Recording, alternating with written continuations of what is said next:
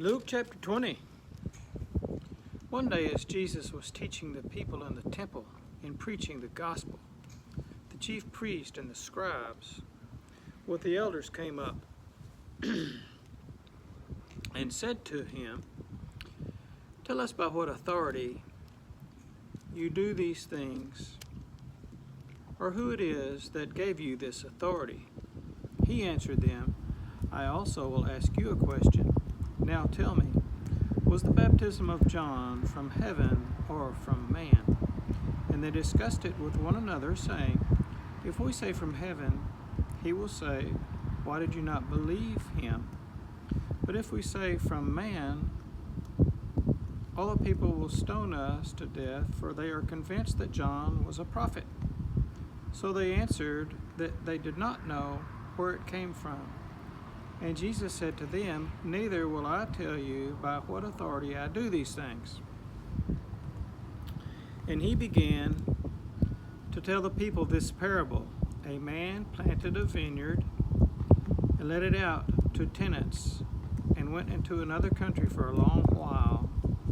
When the time came, he sent a servant to the tenants so that they would give him some of the fruit of the vineyard. But the tenants beat him and sent him away empty-handed.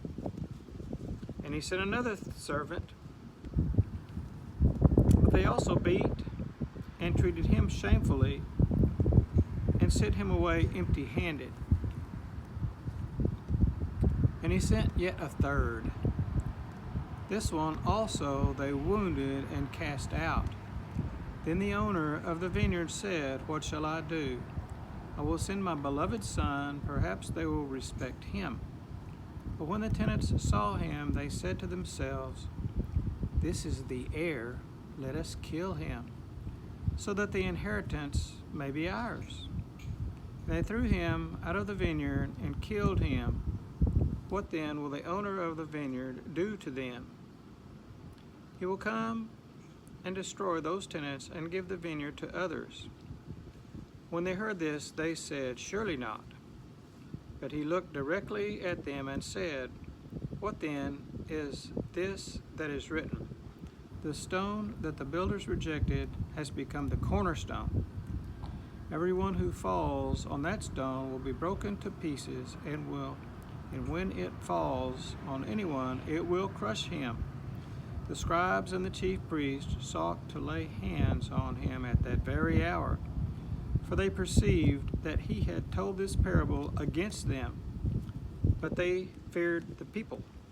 So they watched him and sent spies who pretended to be sincere, that they might catch him in something he said, so as to deliver him up to the authority and jurisdiction of the governor. So they asked him, "Teacher, we know that you speak and teach rightly, and show no partiality, but truly teach the way of God. Is it lawful for us to give tribute to Caesar or not?" But he perceived their craftiness and said to them, "Show me a denarius. Whose likeness and inscription does it have?" They said, "Caesar's." He said to them, "Then render to Caesar the things that are Caesar's, and to God the things that are God's." And they were not able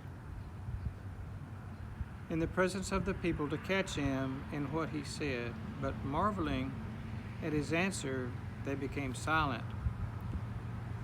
There came to him some Sadducees, those who deny that there is a resurrection, and they asked him a question, saying, "Teacher, Moses wrote for us that if a man's brother dies, having a wife but no children, the man must take the widow and raise up offspring for his brother.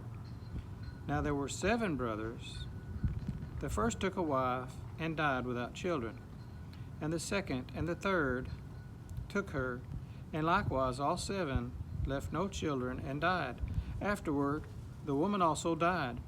In the resurrection, therefore, whose wife will the woman be? For the 7 had her as wife.